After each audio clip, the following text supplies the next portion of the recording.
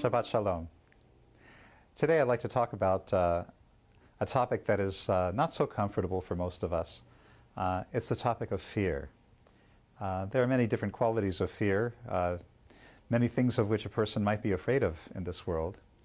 And the thing about fear is that because we avoid it, very often we can go quite a long time without ever being afraid. We get into a certain habit, a certain set of routines, and we avoid that which makes us uncomfortable.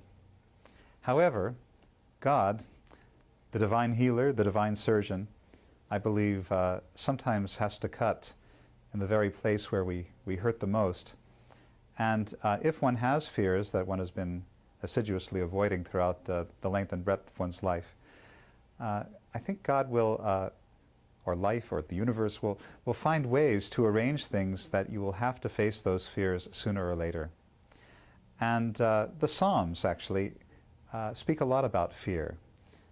I think a lot of the time we read the Psalms and we can't really understand what they're talking about. The level of emotional intensity is something that we don't necessarily relate to because of the routine of our lives and the comfort of our lives not really being so much like what the psalmist seems to be talking about.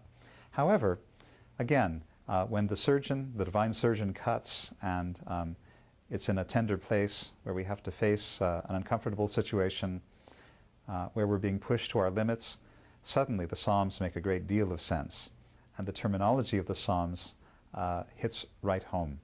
And I wanted to share an example of Psalm 118. It's part of the Hallel cycle, which we just completed in synagogue last week when we were doing the celebration of Shavuot.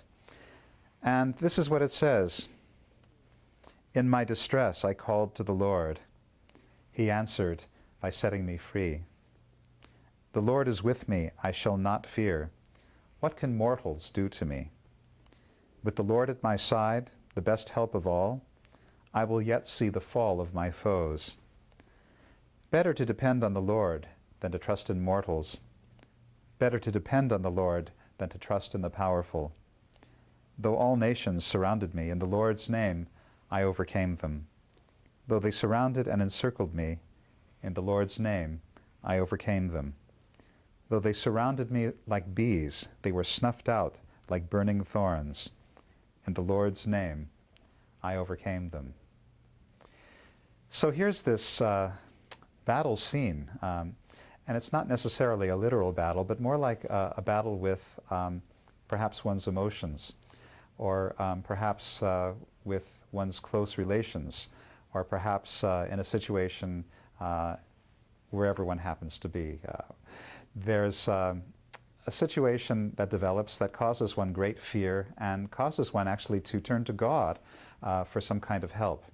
And I think these lines that are talking about better to trust in God than to trust in mortals are telling. Because where does most of our fear in life come from? Again, there are many sources, but I would say the majority of them are tied up with our relationships with other people. And the sense of stability that we have in life also is mainly tied up in our relationships with other people. So that when relationships shift, life can become a frightening experience. And it's at those times that perhaps we're driven to look a little bit further or a little bit deeper for some greater stability. And that is when I think we're forced or pushed sometimes to call directly upon the name of the Lord. You know, there are some wonderful teachings in Judaism about fear and God. First of all, you've probably heard about Yirat Shamayim, the fear of heaven. I don't think that's really such a good translation.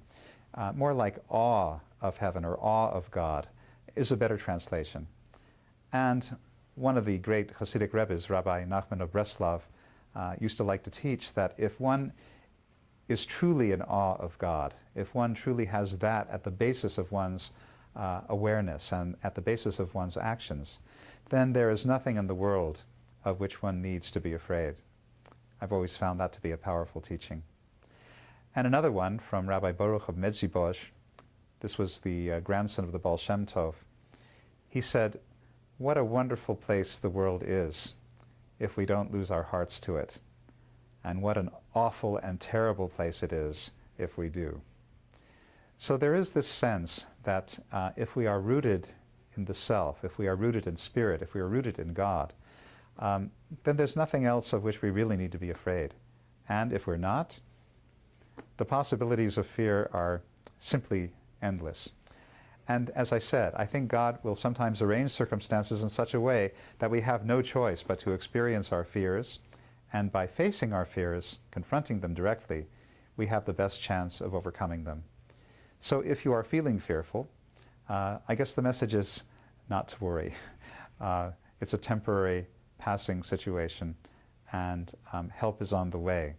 And this is what we mean sometimes when we say salvation is of the Lord, or God should help us, God should save us. Common lines in the Psalms is that, yes, God is aware of our suffering, God is with us in our suffering, and God eventually will help us resolve the situation which is causing us to suffer. That's my message for this week, and I hope that you are not suffering. And if you are, again, God is with you and help is on the way. So have a wonderful week, and Shabbat Shalom.